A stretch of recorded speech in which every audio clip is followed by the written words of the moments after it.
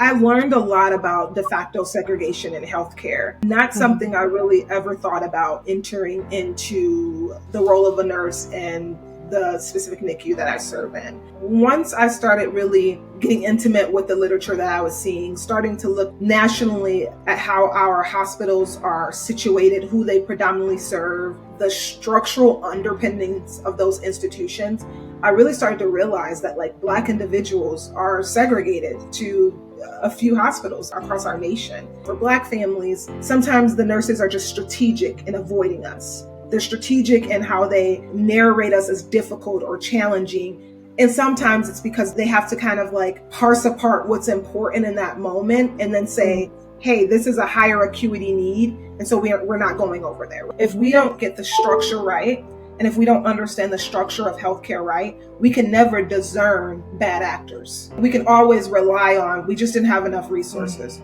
We can always rely on, I was spread too thin, I had an inappropriate assignment. We can always rely on the part that might feel strategic to families. But until that's equal, until you have equal amount of nurses across hospitals serving the same patient populations, until you have equal resources to respond timely and effectively, until you have equal resources to sit and undo years of medical mistrust, until you have equal resources for technological advancements and wraparound services that meet the needs of patients and communities outside of the hospital.